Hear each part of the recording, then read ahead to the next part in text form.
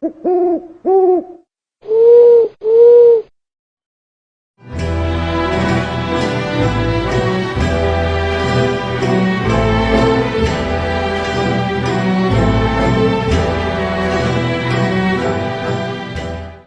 θέμα είναι αρκετά περίπλοκο, μπορώ να πω. Θα ξεκινήσουμε καταρχήν λέγοντας ότι η Ελληνική Επανάσταση του 1821 δεν συμβαίνει σε ιστορικό κενό. Είναι τα ίδια έτη όπου γίνονται οι μεγάλες επαναστάσεις των λατινοαμερικανικών κρατών εναντίον της Ισπανικής Αυτοκρατορίας. Είναι η εποχή της Επανάστασης των Καρμπονάρων στην Νότια Ιταλία. Είναι η εποχή της Επανάστασης στην Ισπανία που κατεστάλλει από το στρατό της Ιεράς Συμμαχίας, από τους Γάλλους συγκεκριμένα. Είναι λίγα χρόνια πριν κάνουν το κίνημά τους οι Δεκεμβριστές στη Ρωσία το 1825. Γενικά είναι μια περίοδος, είναι η χρονιά πρώτα απ' όλα πέθανε ο Ναπολέοντας, έτσι, είναι αρκετά συμβολικό. Είναι μια περίοδος όπου έχει κατασταλεί η Γαλλική Επανάσταση και οι δυνάμεις που ήταν πίσω από αυτήν, η Γαλλική Αυτοκρατορία αργότερα, αλλά οι ιδέες της δεν έχουν πεθάνει, δεν έχουν σβήσει και συνεχίζουν να επηρεάζουν έτσι τους λαούς και ειδικά τους υπόδουλους λαούς. Το αφήγημα της αστικής επανάστασης, ότι ήταν μια ταξική επανάσταση, η Ελληνική Επανάσταση, πέρα ότι προέρχεται από μια μαρξιστική θέαση της ιστορίας, το συσχετίζει και με τις υπόλοιπες επαναστάσεις της εποχής, οι οποίες όμως είχαν ένα κέριο χαρακτηριστικό από την ελληνική. Οι επαναστάσεις οι άλλες δεν ήταν εναντίον ενός ξένου κατακτητή. Ίσως μπορούμε να βάλουμε σε αυτή την υπόθεση τις λατινοαμερικανικές, αλλά και πάλι εκεί δεν υπάρχει εθνοφιλετική διαφορά με τον κατακτητή ή θρησκευτική όπως είχαμε εδώ. Σε αυτές τις επαναστάσεις πρωτοστάτησαν, υπό μία έννοια μπορούμε να πούμε, άνθρωποι μιας συγκεκριμένης τάξης, τουλάχιστον διανοητικά, στο να τις προετοιμάσουν και να φτιάξουν την ιδεολογία και το αφήγημα πίσω από αυτές, η αστική τάξη. Η τάξη των πόλεων, η ελληνική διασπορά. Μην ξεχνάμε ότι οι ιδρυτές της Φιλικής Εταιρείας, οι οποίοι ήταν στα πρότυπα άλλων μυστικών φιλελευθέρων ή εθνικιστικών εταιριών εκείνης της εποχής στην Ευρώπη, Σκουφάς, Ξάντος και Τσακάλοφ, ήταν μικροέμποροι. Και ναι, μπορούμε να πούμε, ειδικά οι διαφωτιστές, οι νεοέλληνες, ειδικά αυτού του είδους οι διανοητικοί πρωτεργάτες, συνήθως ανήκαν σε μια συγκεκριμένη τάξη. Τώρα, πού χωλαίνει το αφήγημα της ταξικής επανάστασης? Χωλαίνει πρώτα απ' όλα στο χαρακτήρα της Ελληνικής Επανάστασης. Η Ελληνική Επανάσταση, σαν μια επανάσταση, μια παλιγενεσία, έτσι την παρουσίασαν, Ελλήνων εναντίον των Οθωμανών τυράννων τους. Ήταν μια εξέγερση των Ορθοδόξων Χριστιανών της Οθωμανικής Αυτοκρατορίας, με έμφαση στους Έλληνες, εναντίον των Μουσουλμάνων δεσποτών τους.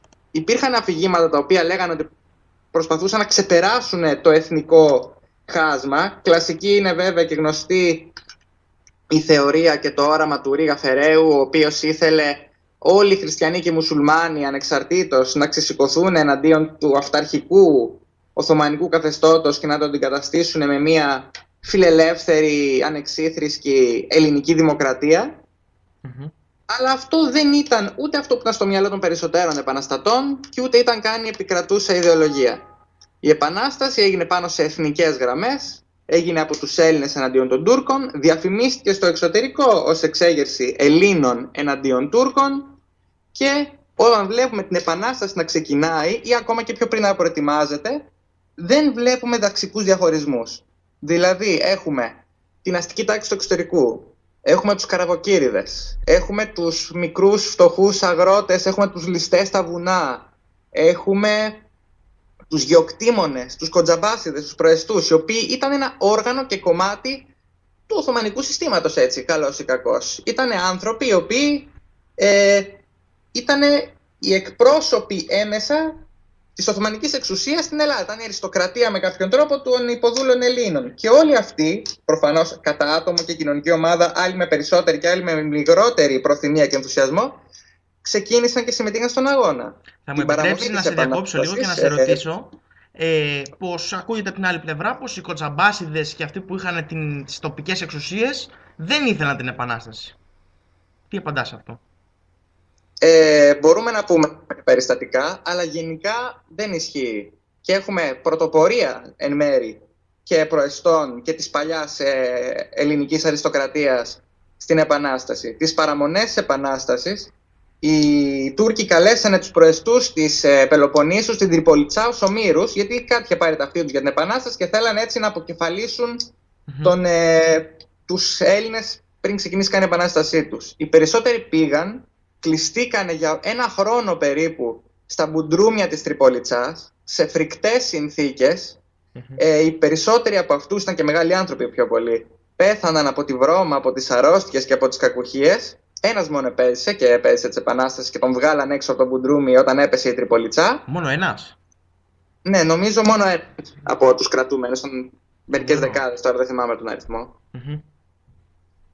Και οι άνθρωποι αυτοί, παρότι το αφήγημα αυτό της ταξικής επανάστασης θα τους έβαζε στον πλευρό των Τούρκων, γιατί αν ήταν μια ταξική επανάσταση, για να πούμε με τη μαρξιστική αφήγηση, επανάσταση της νέας αστικής τάξης εναντίον της παλιάς φεουδαρχικής τάξης, αυτοί οι άνθρωποι θα έπρεπε να είχαν ταχθεί με τους Οθωμανούς. Οι ιδέες, οι εθνικές αξίες, ο πατριωτισμός και ο εθνικισμός που αναπτυσσόταν εκείνη την εποχή, προφανώς επηρεάζεται από την ταξική θέση του καθενός, τα οικονομικά του συμφέροντα, το πώς έχει χτίσει τη ζωή του και την επιρροή του και το στάτους του. Αλλά είναι ιδέες, όπως και η θρησκεία, έτσι, που μπορούν να ξεπεράσουν αυτά τα πράγματα. Να κάνουν έναν άνθρωπο να υπερβεί την ηλική του κατάσταση και να αφοσιωθεί σε έναν αγώνα και να θυσιαστεί σε αυτό. Προφανώς η Ελληνική Επανάσταση είχε μέσα τις ταξικές δυναμικές και αυτό φάνηκε με πολύ πικρό τρόπο την εποχή των εμφυλίων πολέμων που κάναμε. Οι εμφύλιοι πόλεμοι της Ελληνικής Επανάστασης έγιναν σε μεγάλο βαθμό σε ταξικές γραμμές. Προεστή εναντίον καραβοκύριδων κτλ.